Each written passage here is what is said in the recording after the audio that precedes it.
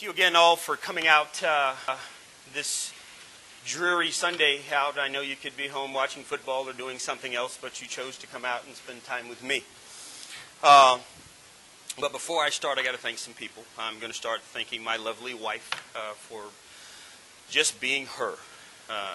This is a political run without a caring spouse is probably impossible. I'll leave it at that. It would be very difficult to do. What am I going to do when elected Sheriff of Harris County? One of the big things that we need to talk about today is the budget. I formed a company years ago after I left law enforcement in San Diego. I had a business opportunity in '93 to go into the mortgage business. And me being me, always trying to be the best, I was a quick study, got my broker's license in about 2.5 years, and I formed my own company, and I merged the real estate and mortgage company together. I wanted to be able to provide a service, in essence, really to control the outcome. And we did really well, but my life's education and my life's training has prepared me to do just about everything in life. And I'm often reminded that when we run up against things that we don't understand, that we don't know why, I know what I do. I will pray, and I will ask God to give me some hints, some guidance, some clue as to what I should do. So when I formed this company, I started from nothing. I rented a small space, about 1,000 square feet. And if any of you are familiar with San Diego, real estate in the late 90s was very expensive. It was basically, take your homes today, at that time, and it was about 2.5 times was the value. We had small 13, 1,400 square foot bungalows selling for $800,000, $900,000. So it was a very good business to be in as a broker. But part of my training for that, in becoming a broker, was this idea of a fiduciary duty. And that is a duty that I had to my client, which took priority and precedence even over my own. And that is the thinking that I will bring to the sheriff's office. You will never have a camera in my face and have me ask a question that I will say I'm not going to answer that question about your money. It's your money. And if we're going to be in this business of politics, it's about your money. It's not my money. And I have just been entrusted to represent you. That is all I do.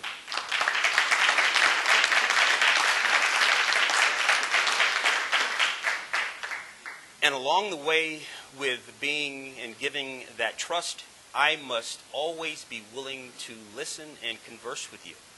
I cannot simply show up when there's a camera and there's a good story. In fact, I don't really need to be there at all when the good things are going. I better be there when it's bad. Back to the budget of the sheriff's office. I will implement a zero-based budget. If anyone is not familiar with what it does, simply put, we start from scratch. We start from scratch. We start from zero. And we will justify every single expenditure in the sheriff's office. Now, I will tell you most don't want to do that because it's labor and time intensive. It's a big job for a $350 to $400 million budget to start looking for dollars. But it's your money. And I remind you that that is how I will always view it. It's your money. And in doing that, we can identify loss. We can identify where we're losing money. We can also identify areas of where we need to place more assets. That we can do. Any public official, in my mind, and I hope in yours too, that decides that their highest calling is keeping their job. If that's what they think, the most important thing they can do is keep their job. I hope, I pray that you decide to remove them from that job. Their job is to represent and to protect us. That is what we do. That is what I will do. As a police officer, it's never been about money. I tell you today, I could go out as still a licensed Texas broker. I know the business. I know how it works. In good time and bad, someone always makes money in real estate. I do this because it's in my heart to do. I do this because I love doing this. I do this because I like having the ability to correct a wrong when I see it. There's no greater feeling than going down to the district attorney's office and filing a charge when I know someone needs to go to jail. It's actually pretty fun. When that knock comes on the door and our warrants team goes out to arrest someone, not too fun for them. But that's what we have to do. So I will tell you that I believe that I must be accountable to you, and not just when you're looking. I believe that if you do not have the integrity to do what is right when no one is looking, then I'll give you a plan B. Assume someone is looking, and then you'll get it right. Because that's the problem. Before, we stand here as politicians and we'll tell you everything you want to hear to get your vote. And strangely enough, you vote us in the office and you can't find us. Until, of course, we need your vote again. So my plan is to be a very visible, a very hands-on sheriff, but not to micromanage my people. We have some really good people. We have people in this very room that have 25 plus years of law enforcement. And I know it breaks their heart to see the condition the sheriff's office is in today. And so, with that said, I want you to recognize that I will hold everyone accountable, including me, my people that work for me, the folks who keep wanting to come to our jails. I will hold them accountable. Don't be shocked coming to a sheriff's office near you to see folks out on maybe a chain picking up trash on your freeway. And for those who will say, well, wait a minute, Carl, we're going back to maybe Jim Crow or... No. It's about accountability. I will make sure that line is color coordinated, make everybody happy. But